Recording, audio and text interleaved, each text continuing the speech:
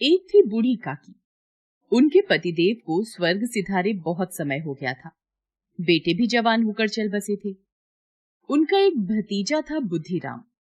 बूढ़ी काकी ने अपनी सारी संपत्ति भतीजे के नाम कर दी थी। संपत्ति लिखते समय भतीजे ने वादा किया था कि वह बूढ़ी काकी की अच्छी तरह से देखभाल करेगा, किंतु वह अपनी जबान का पक्का नहीं रहा।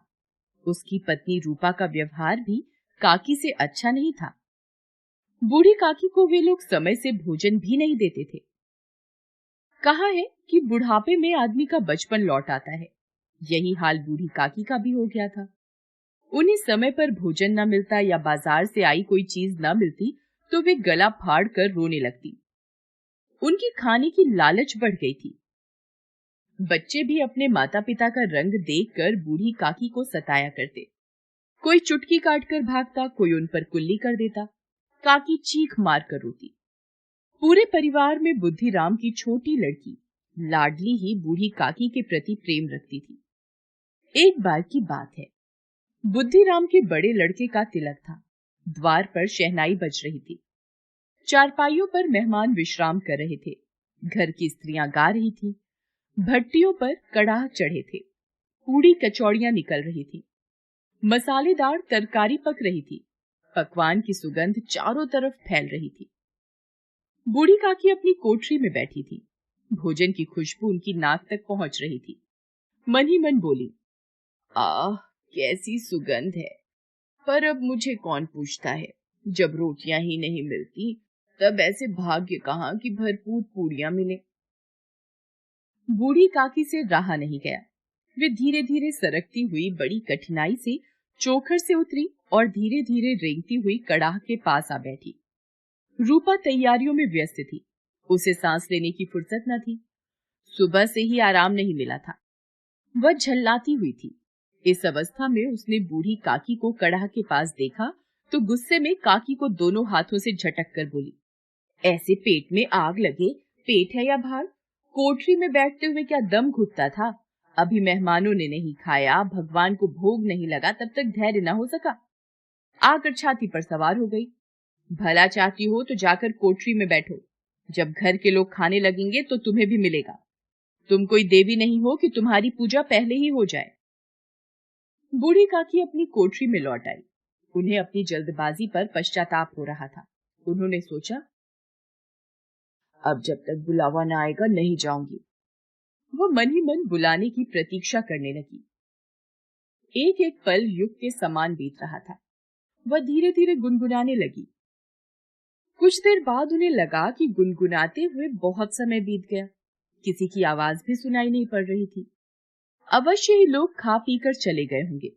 मुझे कोई बुलाने नहीं आया। रूपा सोचती होगी कि मैं कोई मेहमान तो हूं नहीं कि मुझे बुलाया जाए। बूढ़ी काकी चलने को तैयार हो गई। उन्हें विश्वास था कि 1 मिनट में पूड़ियां आएंगी, तरकारियां आएंगी। उन्होंने सोचा, पहले तरकारी से पूरी खाऊंगी, फिर दही और शक्कर से कचौड़ियां रायते के साथ मजेदार मालूम होगी। मैं तो मांग मांग कर खाऊंगी। मेहमान मंडली अभी बैठी थी। कोई खाकर उंगलियां चाटता था, कोई दही खाकर चटकारे मार रहा था। बूढ़ी काकी रेंगती हुई उनके बीच जा पहुंची। कई लोग चौंक कर उठ खड़े हुए, पुकारने लगे, अरे बुढ़िया कौन है? यहाँ कहाँ से आ गई? देखो किसी को छू न दे। पंडित बुद्धिराम ने थाल को जमीन पर पटक दिया, लपक कर काकी को उठाया और अंधेरी कोठरी में लाकर पटक दिया। मेहमानों ने भोजन किया, घर वालों ने भोजन किया, परंतु बूढ़ी काकी को किसी ने नहीं पूछा। सबने काकी को दंड देने का फैसला लिया। रात 11 बज गए थे। रूपा आंगन में पड़ी रही थी, पर लाडली की आंखों में नींद नहीं थी। उसने अपने हिस्से की पूड़ियां पिटारी में रख दी थी। जब उसे विश्वास हो गया कि अम्मा सो रही है तो अपनी पिटारी उठाई और बूढ़ी काकी की कोठरी की ओर चल दी।